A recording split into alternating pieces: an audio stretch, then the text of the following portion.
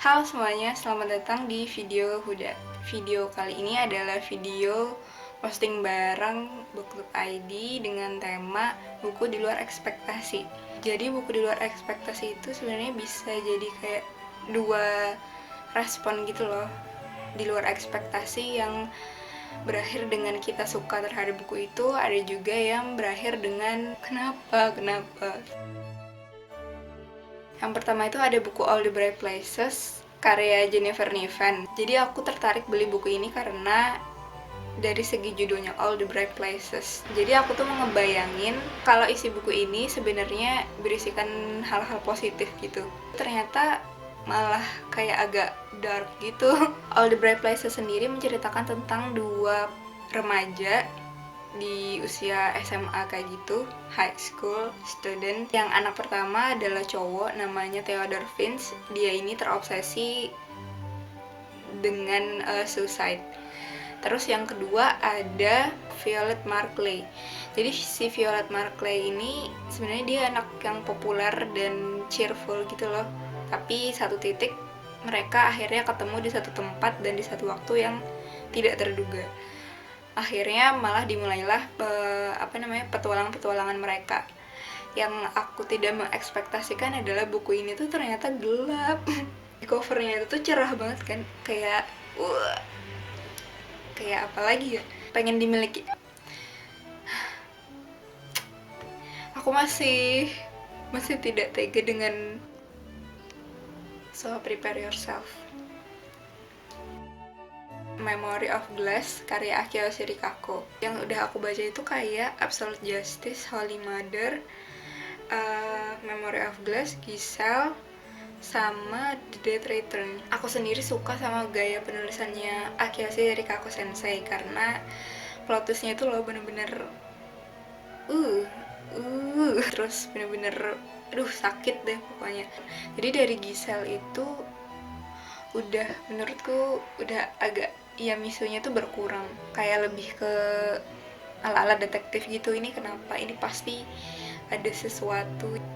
Aku ngiranya bakal misu itu karena dari segi blurbnya sendiri itu mengandung unsur pembunuhan gitu loh. Jadi blurbnya itu polisi bilang, aku melaporkan diriku sendiri. Kata mereka aku membunuh seorang pria, hanya saja aku tidak ingat pernah melapor, apalagi membunuh orang. Sebenarnya apa yang terjadi? Udah kayak terbayang dong darah-darahannya kayak gimana. Tapi ternyata ini sama manusiawinya kayak Giselle. Jadi nggak terlalu misu, nyaman dibaca. Masih ada unsur-unsur misterinya gitu.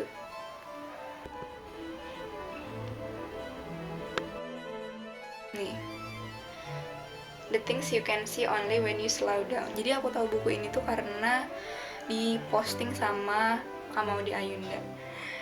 Itu kan versi bahasa Inggrisnya tuh. Ini diterjemahkan sama penerbit KPG. Ih ya Allah, seneng banget aku tuh. Jadi The Things You Can See Only When You Slow Down ini tipenya adalah non-fiksi. Aku mengekspektasikannya awalnya seperti buku NKCTHI. Kan sama tuh, ada ilustrasinya, terus juga ada kayak kalimat-kalimat membangun tapi yang quotable juga gitu loh. Kalian pasti tahu kan NKCTHI. Jadi bedanya itu, kalau buku ini dia ada selipan-selipan pemikiran dari penulis Haimin Sunim. Lebih banyak kalimatnya daripada ilustrasinya. Ilustrasinya tuh kayak sedikit-sedikit gitu aja loh. Buku ini tuh sebenarnya pas banget dibaca kalau misalnya lagi lelah, lagi capek, terus kayak butuh teman untuk mengingatkan. Aku suka karena banyak pemikiran dari penulis, terus ada juga kutipan-kutipan dari orang-orang terkenalnya kayak yang memang kayak Bunda Teresa. Terus tuh ada menurut Talmud, kekurangan yang langsung kita sadari pada orang yang baru kita temui barangkali juga merupakan kekurangan kita. Jika kita tidak memilikinya, kita mungkin tidak akan menyadarinya dengan cepat. Oh iya ya, aku harus tenang, jadi pengen nyobain meditasi gitu deh pokoknya. karena meditasi dan berdiam diri itu sangat enak, relax.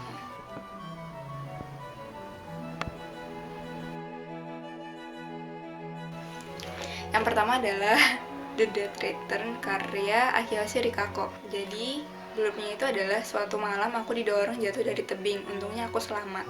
Namun ketika membuka mata dan menatap cermin, aku tidak lagi memandang diriku yang biasa-biasa saja. Tubuhku berganti dengan sosok pemuda tampan yang tadinya hendak menolongku. Dengan tubuh baruku, aku bertekad mencari pembunuhku. Tersangkanya teman sekelas, total 35 orang. Salah satunya adalah pembunuhku. Kesan misteri dari buku ini tuh kuat banget. Dari blurnya juga udah kelihatan.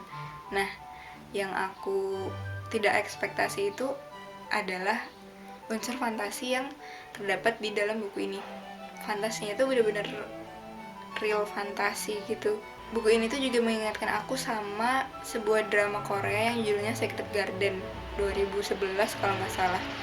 Itu pemerannya Hyun Bin. Aku menikmati 2/3 isi buku ini, tapi ketika hal yang mirip sama si drama Secret Garden itu muncul, oh jadi ini rahasianya. Tapi emang mungkin gak sih? Aku tuh terlalu mengambil serius sama buku ini, tidak menyangka dengan unsur fantasi yang dikasih sama Akiyoshi Rikako Sensei. Jadilah kasih kepikiran sama ini. Salah satu yang tidak terlalu banyak iamisunya. Jadi ini nyaman banget buat dibaca.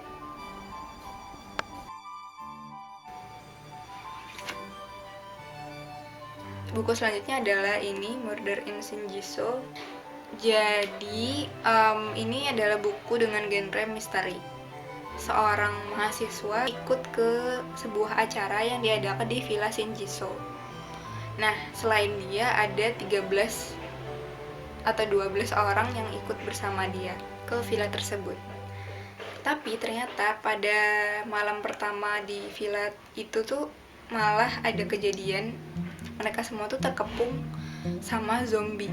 Terjadi pembunuhan di villa tersebut. Karena mereka dikepung sama zombie, terus ada pembunuh, dapat disimpulkan kalau misalnya pembunuhan ini adalah pembunuhan tertutup.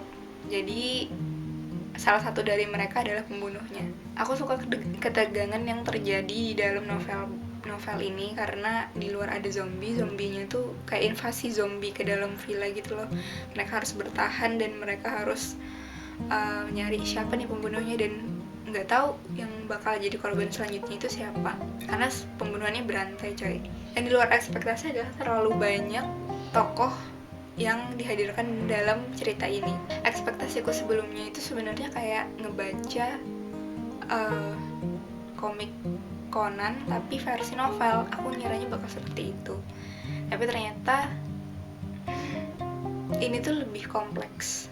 Kalau misalnya Conan itu case tertutup, tapi dia tidak melibatkan banyak orang, misalnya 2 atau 3, itu masih bisa diingat. Terus ada visualnya kan, jadi kayak lebih enak gitu loh. Debak.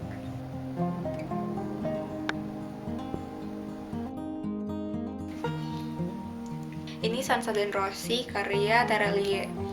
Sunset dan Rosie ini menceritakan tentang sepasang sahabat. Jadi ada cowok cewek, mereka sahabatan dari kecil, ternyata mereka saling suka dengan bumbu-bumbu banyak hal, dibalut dengan insiden bom Bali waktu itu. Tapi aku agak lupa ini bom Bali 1 atau bom Bali 2 yang di capture di cerita ini. Jadi buku ini punya satu momen, dimana momen itu mirip banget sama adegan A Boys Before Flower. Bener-bener satu titik tapi mengubah selanjutnya. Awalnya aku seneng sama novel ini, habis itu kebanyakan dramanya menurut aku. Sorry to say this. Kayak Jadi aku ngebandingin ini sama Daun yang Jatuh Tidak Pernah Membenci Angin. Tapi aku lebih bisa menerima yang si Daun yang Jatuh Tidak Pernah Membenci Angin itu. Itu sama tarik ulurnya, tapi ini tuh lebih kayak bener-bener tragis gitu loh. Somehow kita tuh beli buku emang mengekspektasikan sesuatu, tapi kalau buku itu tidak diekspektasikan bakal lebih ngena lagi gitu. Udah, see you on next video. Bye bye.